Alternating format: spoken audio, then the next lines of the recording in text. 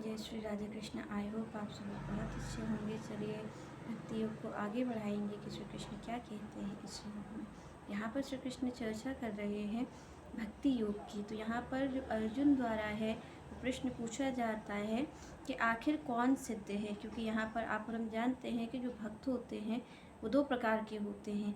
तो एक तो सगुणवादी होता है जो भगवान की साकार रूप में उपासना करता है, दूसरा निर्गुणवादी होता है जो भगवान को ध्यान लगा करके पूजता है। वो भी उनकी पूजा करता है, वो भी सतत निरंतर ही उनका ध्यान करता है, पर वो ध्यान के द्वारा करता है।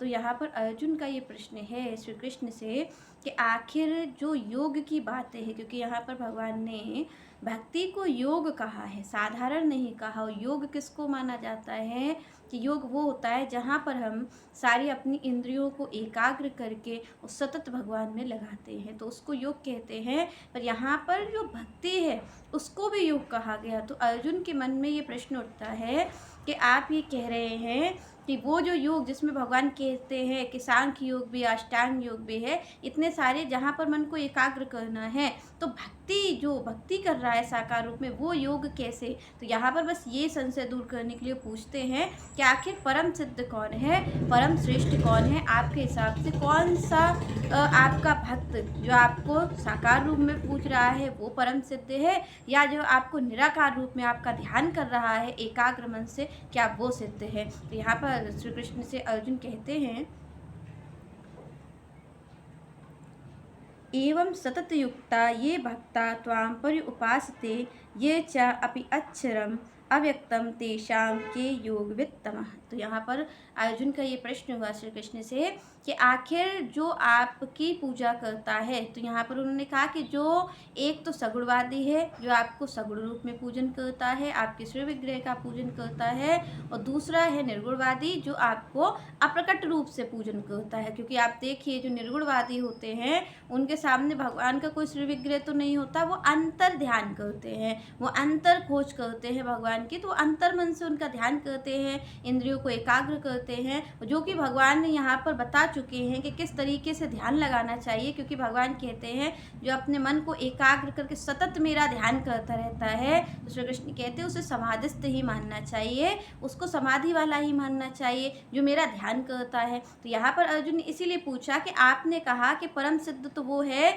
जो मन को एकाग्र करके नासिका के अग्र भाग पर अपनी दृष्टि रख के जो अपना मन को एकाग्र करके आपका जो ध्यान लगाता है वो परम सिद्ध है। यहाँ पर श्री कृष्ण ने ये भी कहा कि जो सतत इस तरीके से मेरा चिंतन करता है, जो सतत चिंतन मेरा करता है, उसको समाधिस्थ ही मानना चाहिए। तो यहाँ पर ये कहा कि क्या जो योग वाला है क्या वही परम सिद्ध है, या जो आपकी भक्ति सतत करते हैं, सतत आप में लगे रहते हैं सगुण भक्ति से। क्योंकि आप देखिए जो सगुण भक्ति है, सगुण भक्ति भी तो भगवान में ही सतत लगाती है। क्योंकि यहाँ पर भी मन को एकाग्र करना है। अगर आप भगवान का अंतर मन में प्रकट कर रहे हैं, भगवान को अपने अंदर ही भगवान को देख रहे हैं, अंदर ही खोज कर रहे हैं, तो भी आपको मन को एकाग्र करना है। तो सतत यहाँ पर इसीलिए कहा कि सतत युक्ता, यहाँ पर अर्जुन ने इसीलिए कहा जो सतत आपका ध्यान करता है, एक क्षण मात्र के लिए भी आपसे उसका मन हटता नहीं है, उसको कहते हैं सतत। तो यहाँ पर भगवान ने कहा कि भगवान से अर्जुन ने पूछा कि आखिर जो सतत आपका ध्यान करता है,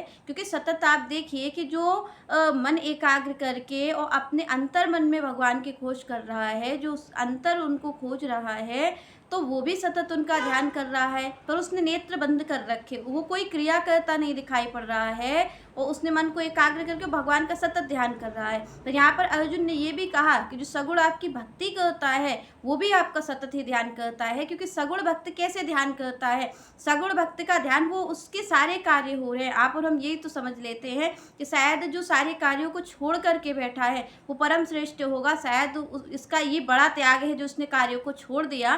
पर यहाँ पर जो सगुण भक्त है, सगुण भक्त आप देखेंगे वो सारे कार्यों को कर रहा है, उसकी कोई भी क्रिया नहीं रुकी है, उसके नेत्र भी खुले हुए हैं, उसकी श्रवण इंद्रियां भी खुली हुई हैं, उसके सारी जो क्या कहते हैं 10 इंद्रियां हैं, जो 11वां मन है, वो सारा आपको दिखेगा कि सारी इंद्रियां उसकी कार्य कर रही हैं। उसके बाद भी वो एकाग्र है, वो नेत्रों से देख भी रहा है, वो कानों से सुन भी रहा है, वो मुख से बोल भी रहा है, सारी क्रिया उसकी हो रही है, फिर भी मन एकाग्र है। तो यहाँ पर इसीलिए कहा कि दोनों हैं तो बराबर ही, क्योंकि यहाँ पर आप देखिए कि अर्जुन का प्रश्न अगर पहले से ही सगुण भक्त को कम हम आंकते हैं, तो अगर ऐसा होता तो पहले से ही इस चीज़ को बराबर नहीं रखते अर्जुन ने कहा दोनों ही बराबर हैं।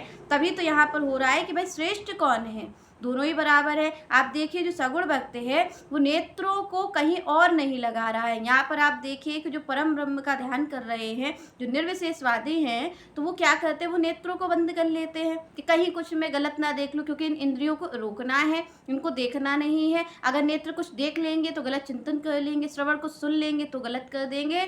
तो यहाँ पर हर चीज़ों को किया जा रहा है, भगवान ने भी ऐसा ही उपदेश किया है। पर यहाँ आप देखिए जो सगुणवादी है उसके नेत्र बंद नहीं है, उसके बाद भी उसका ध्यान जो है वो भगवान में सतत लगा हुआ है। उसके ना तो श्रवण इंद्रिया बंद है, नेत्र बंद है, न जिह्वा बंद है, वो सारा कार्य कर रहा है, पर फिर भी उसका मन एकाग्र लगा है। तो किस प्रकार लगा है? आखिर भगवान की भक्ति जो सगुणवादी करते हैं और फिर भी मन को एकाग्र रख लेते हैं सारी इंद्रियों से, वो आप देखिए कि वो नेत्रों से देख भी रहे हैं, पर क्या देख रहे हैं? यहाँ पर ये है कि हमारे नेत्र देख क्या रहे हैं। भक्ति कब सतत होगी, मन कब एकाग्र होगा? जब हमारे नेत्र श्री कृष्ण को ही देख रहे होंगे। तो आप देखिए जो सगुण भक्त होता है उसके नेत्र जो है वो अन्यथा कहीं नहीं देख रहे हैं, वो श्री कृष्ण को ही देख रहे हैं। उसके जो नेत्र है वो श्री कृष्ण को देख रहे हैं, श्री कृष्ण का ही ध्यान, क्योंकि आप देखिए आप जिसको देख रहे होंगे मन भी उसी का ध्यान करेगा।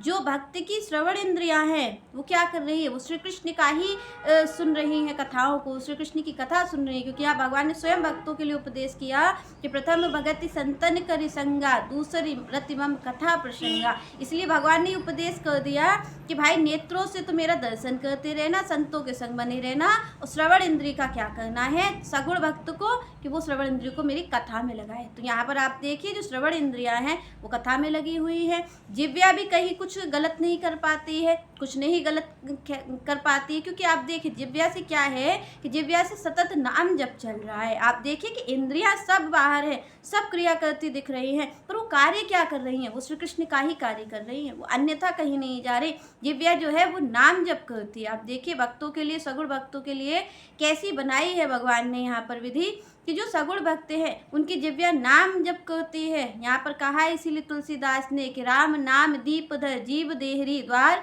तुलसी भीतर बाहरो जो पावत उजियार। तो यहाँ पर अगर आपको ये चाहिए है कि आप चाहें, तो इसीलिए तुलसीदास जी को कहना पड़ा कि अगर आप ऐसा चाहते हैं कि आपको अंदर और बाहर दोनों के प्रति ज्ञान प्रकट हो, आपके दोनों अनुकूल हो जाए, तो उसके लिए क्या है कि राम नाम मणि दीपधर जीव देहरी द्वार, तुलसी भीतर बाहर जो चाहस उजियार। तो यहाँ पर इसलिए कहा कि आपकी दोनों चीज अनुकूल हो जाएंगे। आप भीतर भी जो आपका मन है वो सतत उनमें लग जाएगा और बाहर भी आपका लग जाएगा। पर इसकी प्रक्रिया क्या है, जब जिह्वा आपकी नाम जप करेगी। इसीलिए उन्होंने कहा कि राम नाम मणि दीपधर, यहाँ पर यही दीपक प्रकाश करने वाला है, क्योंकि वहाँ पर आप देखिए कि प्रकाश करने वाली अंतर ज्योति है, उससे प्रकाश हो रहा है, पर यहाँ पर प्रकाश करने वाला भगवान का नाम है। सगुण भक्त के लिए अगर कुछ प्रकाश करेगा तो वो राम नाम दीप ही है, वो ही प्रकाश करता है, वो भीतर भी प्रकाश। आप देखिए कि एक विधि है,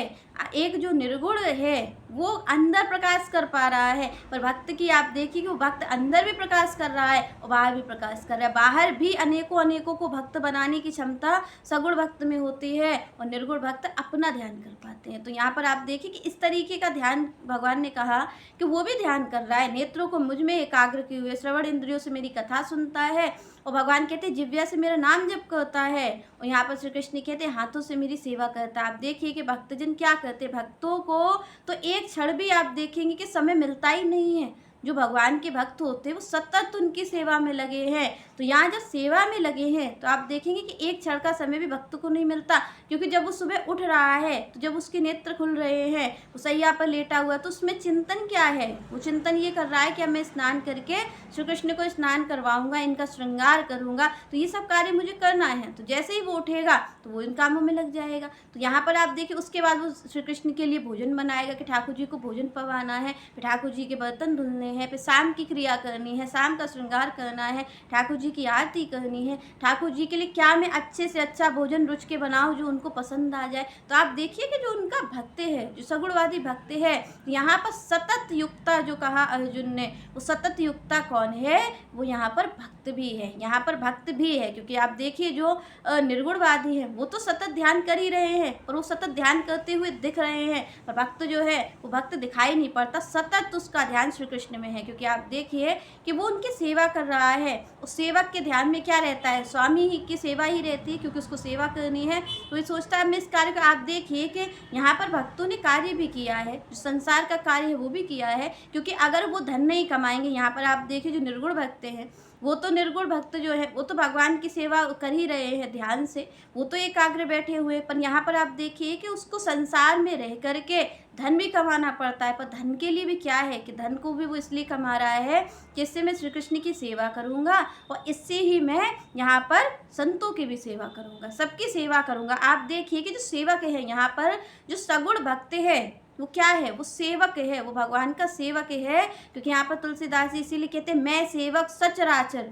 रूप राशि भगवंत, कि यहाँ मैं सेवक हूँ। और किसका सेवक हूँ? तो यहाँ पर सचराचर में सबका सेवक हूँ, जो चर है जो अचर है मैं सबका सेवक हूँ। तो भक्त कैसा होता है? भक्त सबका सेवक होता है, वो सबका सेवक होता है, इसीलिए वो श्री कृष्ण का प्यारा होता है। क्योंकि यहाँ पर तो मन को एकाग्र करके आप केवल भगवान की सेवा कर रहे हैं। आप देखिए कि आप जो निर्गुण भक्त हैं वो क्या करते हैं? वो केवल सतत भगवान की सेवा कर रहे हैं अपने ध्यान से। पर आप देखिए भक्त है, वो भक्त सबकी सेवा कर रहा है, वो चर अचर जितने भगवान के बनाए हुए हैं सबकी सेवा कर रहा है। तो यहाँ पर अर्जुन ने इसीलिए कहा कि आखिर श्रेष्ठ कौन है? जो आपका ध्यान करते हैं, जो ध्यानी जन है, जो आपके ब्रह्म तत्व को ध्यान करते हैं, क्या वो श्रेष्ठ है? या फिर वो श्रेष्ठ भक्त है जो सचराचर आपका दर्शन भी करता है और आपकी सेवा भी करता है। चलिए नेक्स्ट चर्चा हम नेक्स्ट वीडियो में करेंगे।